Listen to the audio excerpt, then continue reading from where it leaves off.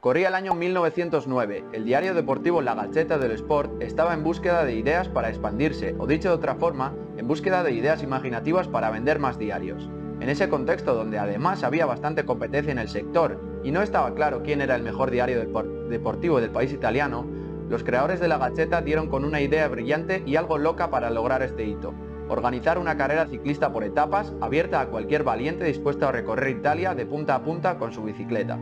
En realidad, esta idea se la habían copiado a sus vecinos franceses, y en concreto al diario L'Auto, que ya había creado el Tour de Francia algunos años antes con la misma idea de vender más ediciones.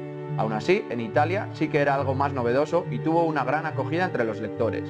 La primera edición del Giro de Italia en ese año 1909 constaría de 8 etapas. La Gazzetta dello Sport sería el único medio que informaría sobre los tiempos, las clasificaciones, el estado de los corredores e incluso algunos detalles como qué bicicleta llevaba el líder o qué ropa utilizaba. El resultado fue un éxito para este periódico. Los lectores estaban enganchados y las ventas de los diarios subieron, convirtiendo a la Gazzetta en el líder indiscutido del país. Y de esa competición de varias carreras que tenía como objetivo vender más diarios, nació el Giro de Italia.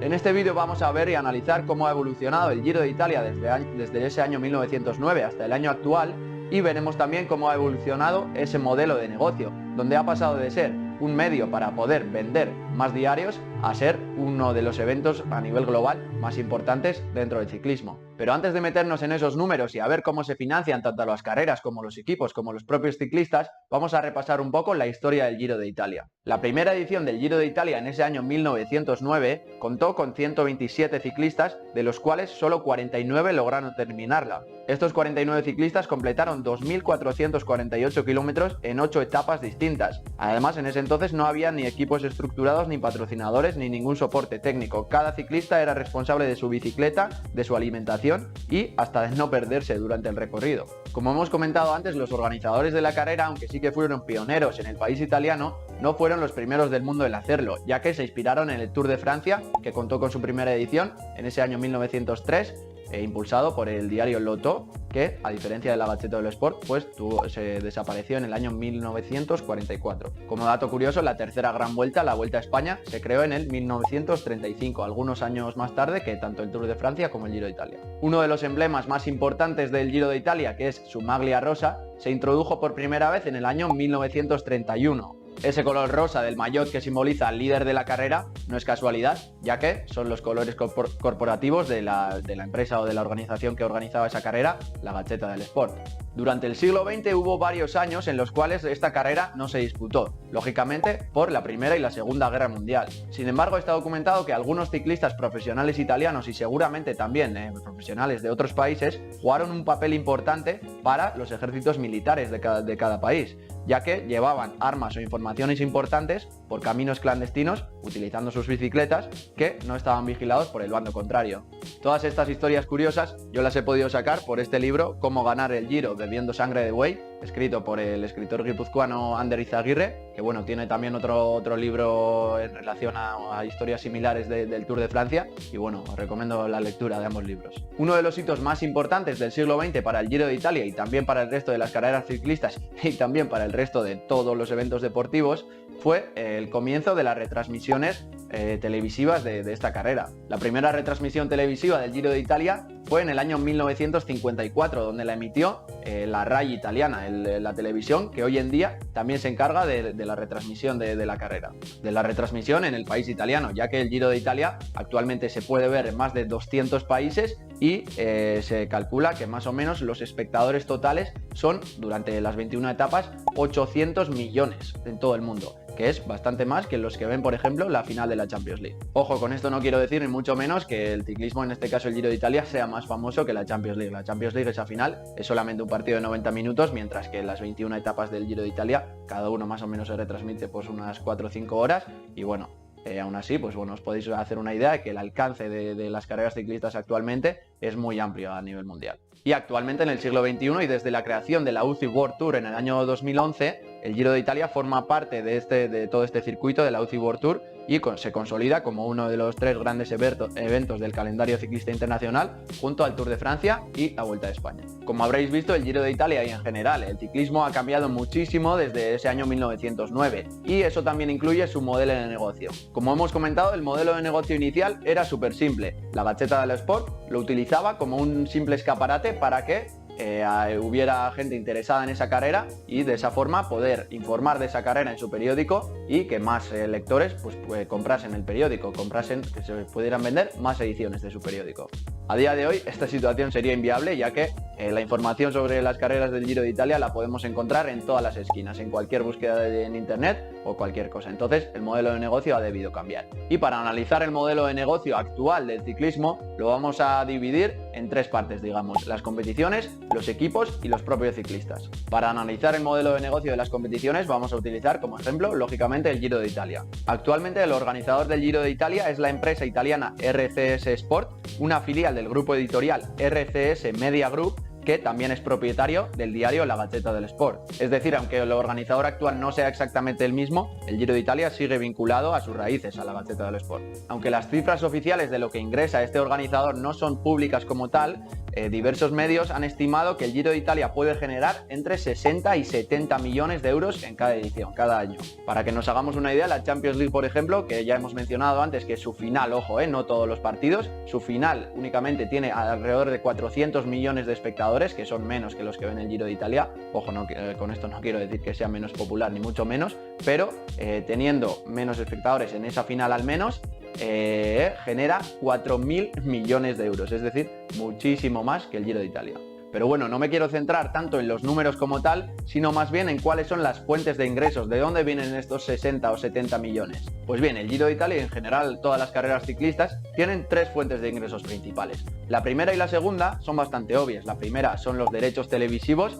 Todos estos 200 países que hemos dicho antes, pues en cada una de ellas habrá un emisor de los contenidos del Giro de Italia, y a cambio de ello pues le tienen que pagar una cuota, un dinero a cambio de esos derechos televisivos. Y la segunda fuente de financiación, que también tienen todo el resto de competiciones deportivas, son los patrocinadores. Los patrocinadores quieren ver su marca lo más presente posible en televisión y por ello le pagan al Giro de Italia para que, pues ya sea el maillot, los carteles o los kilómetros que faltan, estén, pues bueno, presentes ahí estas marcas. Sin embargo, la tercera fuente de financiación de las competiciones es la que es para mí la más curiosa y la más interesante en este caso, ya que yo al menos no lo he visto en ninguna de las otras competiciones deportivas. Y esta tercera fuente de ingresos es la que pagan las ciudades sede, las ciudades donde empieza o termina una carrera, por precisamente decir que una carrera del Giro de Italia empieza o acaba en dicha ciudad.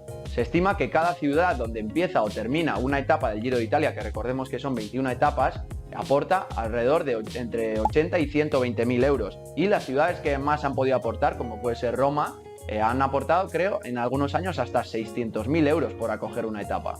En este caso, a diferencia, por ejemplo, del fútbol, donde una parte importante de los ingresos de las competiciones, pues por ejemplo de la propia Liga o de la propia Champions League, se reparte entre los equipos participantes, en el ciclismo el reparto económico por parte de las competiciones a los equipos es inexistente. Los equipos se benefician de que tienen, digamos, una carrera organizada por toda esta organización y eso les da cierta visibilidad, pero no hay un reparto económico como tal al equipo como tal por el simple hecho de participar. Sí que hay un reparto de premios en metálicos a los corredores, que bueno, supongo que irá por medio de los equipos, pero bueno, el año pasado el reparto, según la prensa, fue de 1,5 millones de euros en premios a los competidores, es decir, no llega ni siquiera al 5% de todo el presupuesto del Giro de Italia. Mientras que las competiciones deportivas europeas, por ejemplo, en el fútbol, reparten prácticamente todo lo que ingresan entre los equipos participantes.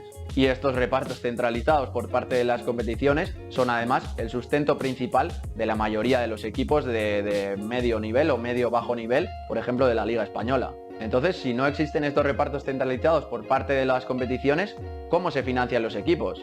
En otros deportes de equipo, como el propio fútbol, los equipos suelen tener 4 fuentes de ingresos principales: las ventas de entradas o el ticketing, la recepción, digamos, de las ventas de los derechos televisivos centralizados, los patrocinadores y un cuarto ingreso que suele ser accesorio, no suele ser un ingreso ordinario, digamos, pero la mayoría de los equipos de fútbol sí que lo suelen tener, que es la venta de jugadores. A diferencia del fútbol, las ventas de entradas son inexistentes. En el ciclismo, lógicamente, no hay que pagar por ver una carrera ciclista. El tema de los derechos televisivos ya lo hemos comentado, que no se hace un reparto centralizado por parte de las competiciones, y el tema de los traspasos está prohibido en el ciclismo, es decir, no puedes comprar a un ciclista a otro equipo, simplemente tienes que esperar a que acabe su contrato o que voluntariamente lo rescinda o se negocie con el otro equipo. Entonces, como hemos dicho, el único sustento son los patrocinadores, pero es que es un sustento muy bueno y muy sólido para estos equipos. Vamos a ver el ejemplo del principal equipo de ciclista español, el Movistar Team.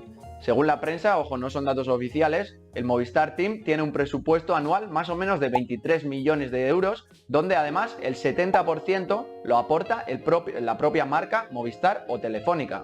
Y el 30% restante no penséis que viene de otra fuente, sino que viene de patrocinadores también, en este caso menores, como puede ser Abus para los cascos, o Canyon para las bicicletas, o Enervit para la nutrición. Se dice que el ciclismo, aunque no mueva a tanta gente, digamos como el fútbol por ejemplo, es un aliciente muy importante para las marcas, como bien explica Juan Pablo Molinero, el director de marketing, en una entrevista que hizo con GCN en su canal de YouTube. Molinero, el director de marketing de Movistar, en esa entrevista divide, digamos, los beneficios que obtienen los patrocinadores entre beneficios objetivos y subjetivos. Los beneficios objetivos son, lógicamente, pues el tiempo que pasan esos patrocinadores, la marca Movistar, por ejemplo, en televisión durante una carrera ciclista. Él mismo pone un ejemplo, y es que un ciclista del Movistar, por ejemplo, si está subiendo un puerto como el Galibier, en el Tour de Francia en ese caso, durante, por ejemplo, 45 minutos en solitario, pues va a salir prácticamente la cámara, no en toda la extensión de los 45 minutos, pero por ejemplo durante 30 minutos, si va primero ese ciclista,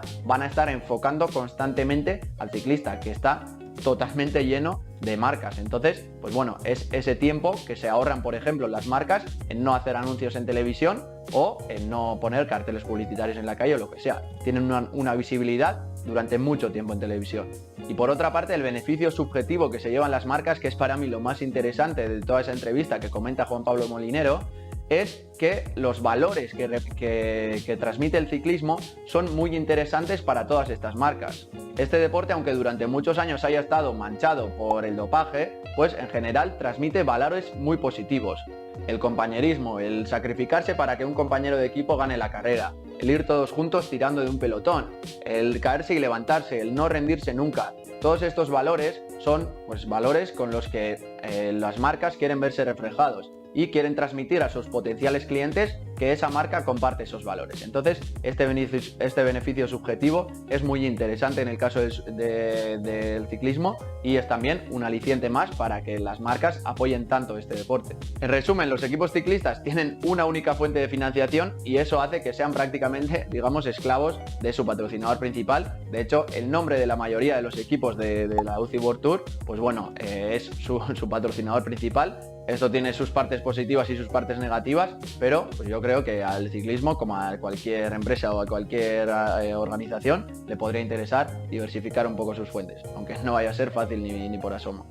Y por último, no nos podemos olvidar de los ciclistas, que cumplen el papel fundamental en todo el Giro de Italia. Los ciclistas, como la mayoría de deportistas de élite, suelen tener un salario base y unas bonificaciones por resultados. El salario base mínimo de la UCI World Tour, que sería, digamos, la primera división del ciclismo, según el medio varía, pero se habla de que es de 44.000 euros anuales. Y en cambio de la UCI Pro Team, que sería como la segunda división, el salario mínimo se habla también, no son datos oficiales, pero en la prensa se habla de que está cerca de los 38.000 euros. Ya hemos dicho que este es el sueldo mínimo. La mayoría de corredores profesionales seguramente ganen más que eso, con lo que, pues bueno, pueden hacer una vida más que digna.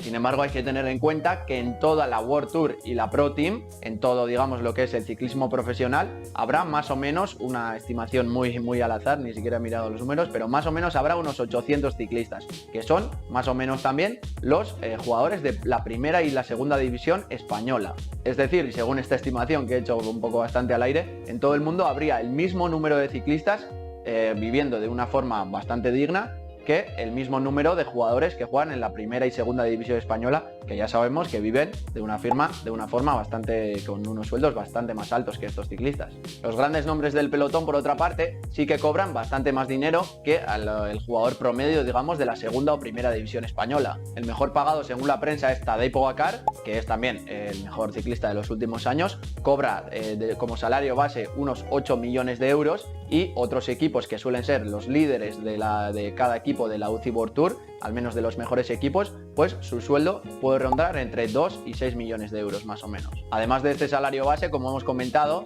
los ciclistas pueden obtener bonificaciones por buenos papeles en estos torneos. Por ejemplo, en el propio Giro de Italia, donde es la segunda competición donde más dinero se reparten anualmente 1,5 millones de euros entre los ciclistas, donde, por ejemplo, el ganador por ganar esa edición se lleva algo más de 250.000 euros y el ganador de cada etapa 11.000 euros más o menos. Según lo que he leído en algunos artículos especializados, este dinero no se suele dar directamente al ganador, sino que se le da al equipo y luego se hace un reparto entre todos los miembros del equipo. Es decir, por ejemplo, Tadej Pogačar, que ganó el Giro de Italia el año pasado, no ganaría directamente estos 250.000 euros, sino que se repartirían entre todos los miembros del equipo, pero esto es presuntamente.